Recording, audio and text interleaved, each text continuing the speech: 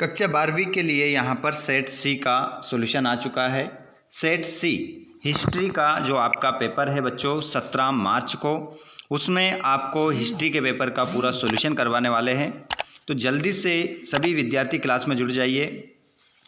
IMP board class 12 आपका paper higher secondary मुख्य परीक्षा वर्ष 2025 के लिए पूरा सेट सी का सॉल्यूशन।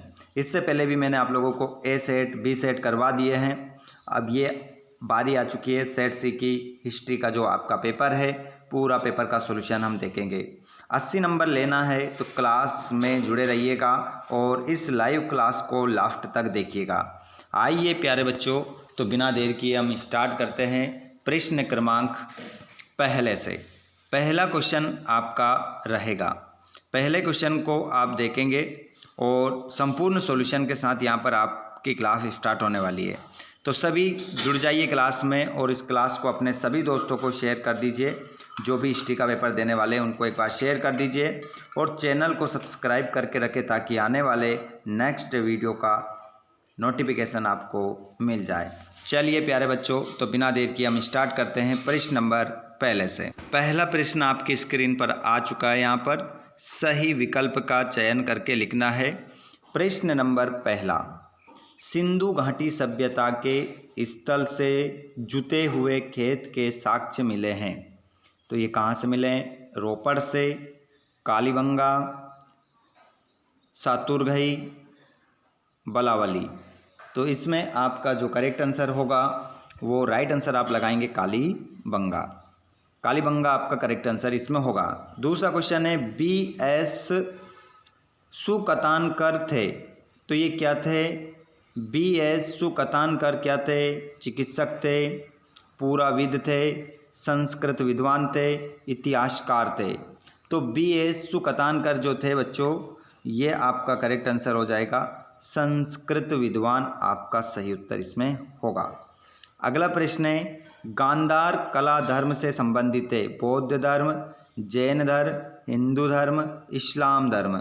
तो यहाँ पर आपका जो सही उत्तर हो जाएगा, कौन से धर्म से संबंधित थे? गांधार कला, गांधार कला धर्म से संबंधित है। तो इसका सही उत्तर होगा, तो इसमें आपका सही उत्तर होगा बौद्ध धर्म। बौद्ध धर्म आपका सही उत्तर इसमें हो जाएगा। बौद्ध धर्म सही उत्तर लगा लेना। अगला क्वेश्चन है, सिख पंथ के 10वें गुरु थे। तो सिख पंथ के जो 10वें गुरु थे उनका नाम क्या था? गुरु तेग बहादुर, गुरु अंगद, गुरु गोविंद सिंह, गुरु रामदास।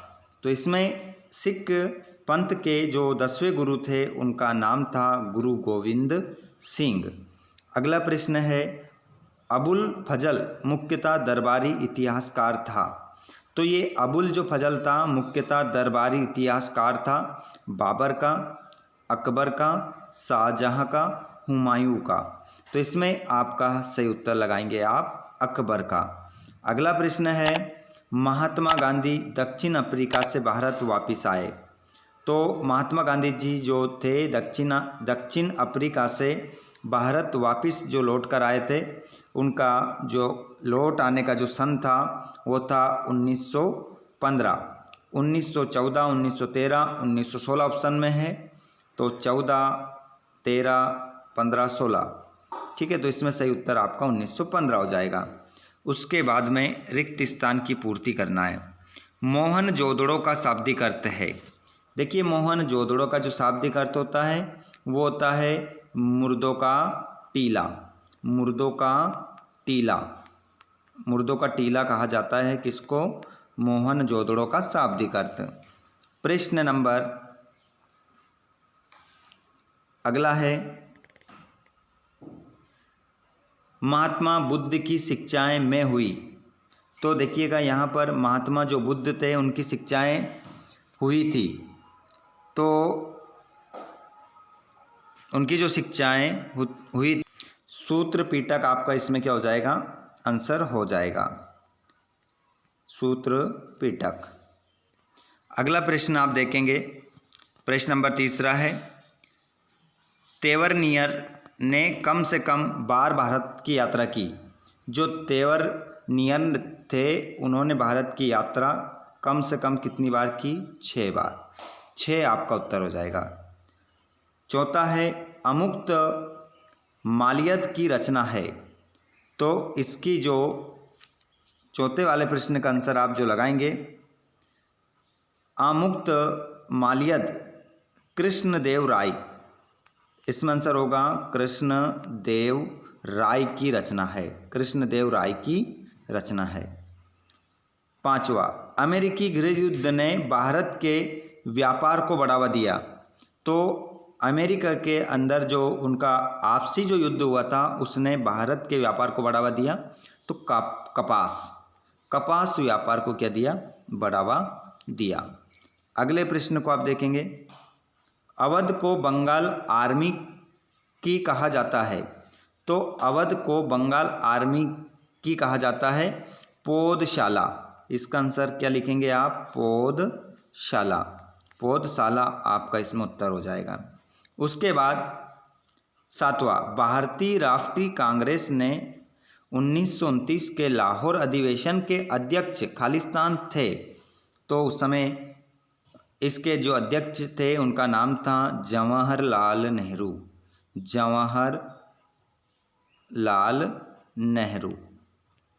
जवाहरलाल नेहरू आपका उत्तर हो जाएगा। उसके बाद में यहाँ पर प्रश्न नंबर 30 आ जाता है आपकी स्क्रीन पर, और इसमें आप जोड़ी मिलाएंगे। जोड़ी मिलाना है आपको, तो इसको मिलाएंगे आप अलेक्जेंडर कनिंघम।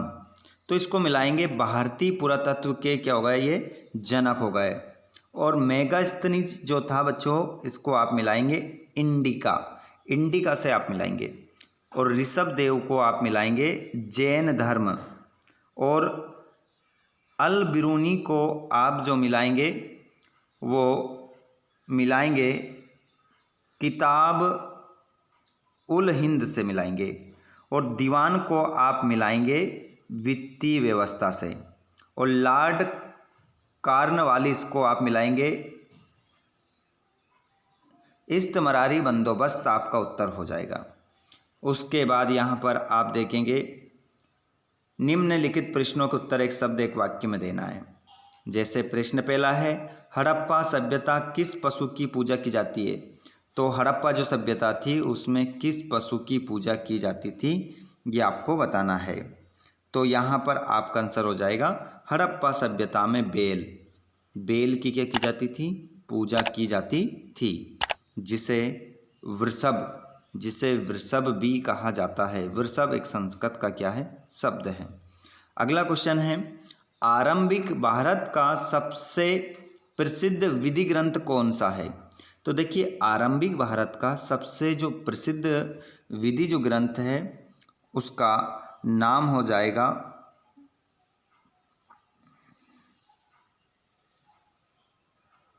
महाभारत। ठीक है, इसका आंसर आप लिखेंगे महाभारत। अगले प्रश्न को आप देखेंगे, सुदर्शन झील का जीर्णोद्धार किसने करवाया था? तो इसमें आपका जो आंसर हो जाएगा राजा रुद्रदामन।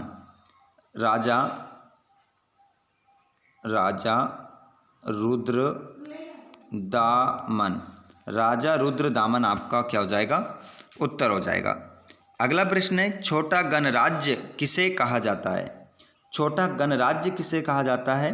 तो इसका आंसर आप लिखेंगे ग्रामीण समुदाय को कहा जाता है। किससे कहा जाता है? ग्रामीण समुदाय को। ग्रामीण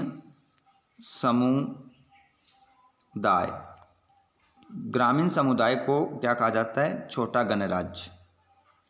अगला, 5वीं रिपोर्ट ब्रिटिश संसद में कब प्रस्तुत की गई थी? देखिए, 5वीं जो रिपोर्ट थी ब्रिटिश संसद में कब प्रस्तुत की गई थी?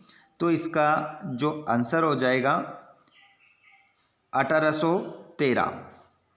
1813 में प्रस्तुत की गई थी ब्रिटिश संसद में।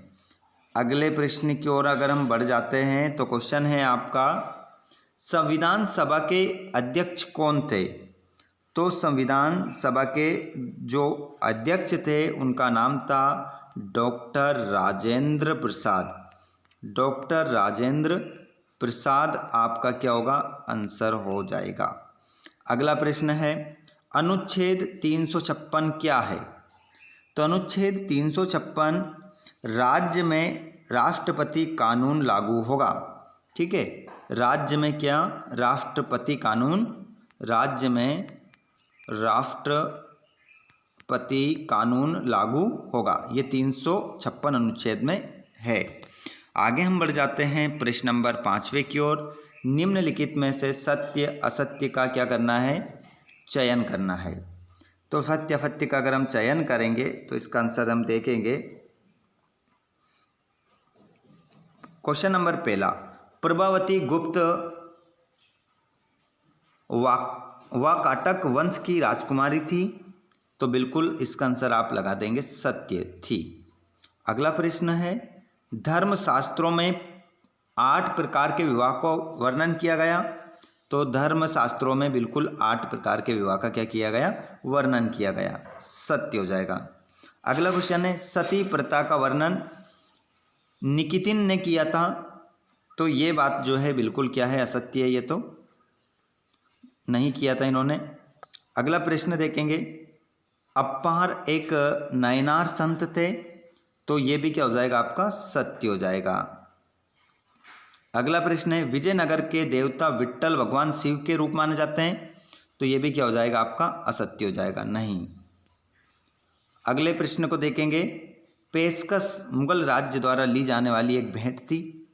तो ये भी आपका क्या हो जाएगा, हाँ बिल्कुल सत्य। उसके बाद में यहाँ पर आप अच्छा स्कोर करना है पेपर में 17 तारीख को, और तमाम वीडियोस आपको इसी प्रकार मिलते रहेंगे।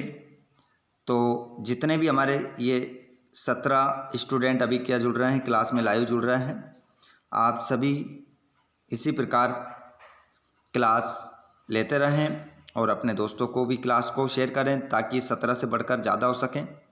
और जिन्होंने चैनल को अभी तक भी सब्सक्राइब नहीं किया सभी चैनल को जरूर सब्सक्राइब कीजिएगा। चलिए प्रश्न नंबर 6 देख लीजिए। सिंधु घाटी सभ्यता के कोई 4 नगरों के नाम लिखिए और सिंधु घाटी वासियों के धार्मिक जीवन की 2 विशेषताएं लिखिए।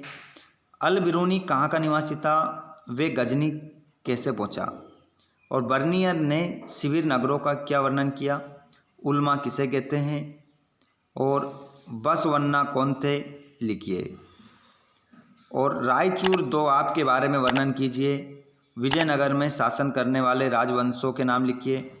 जिनसे काबिल में कौन सी फसलें शामिल थी। 16वीं शताब्दी में किसानों के 2 मुख्य वर्गों के नाम लिखिए।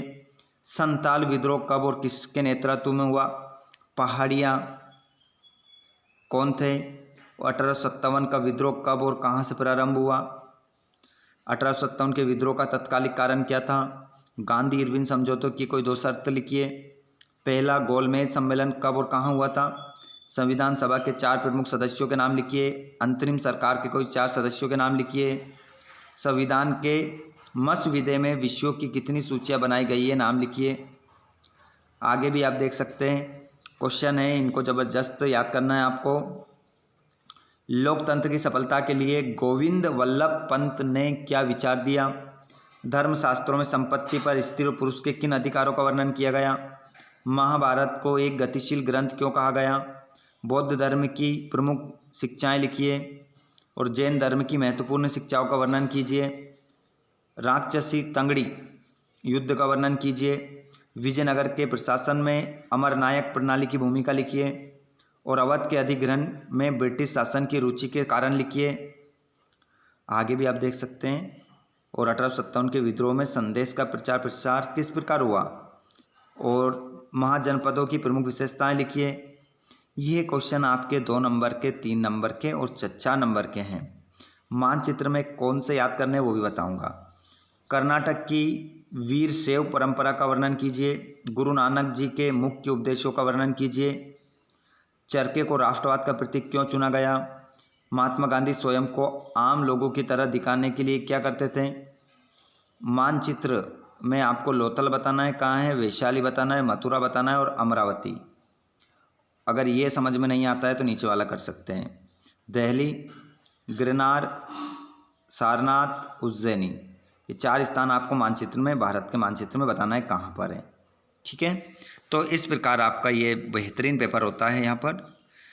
चलिए, क्लास अच्छी लगी हो तो एक बार शेयर कर दो आपने सभी दोस्तों को, चैनल को सब्सक्राइब करके रखो ताकि आने वाले वीडियो का नोटिफिकेशन सबसे पहले आपको मिल सके। आप सभी का धन्यवाद। Thanks for watching. जय हिंद, वंदे मातरम।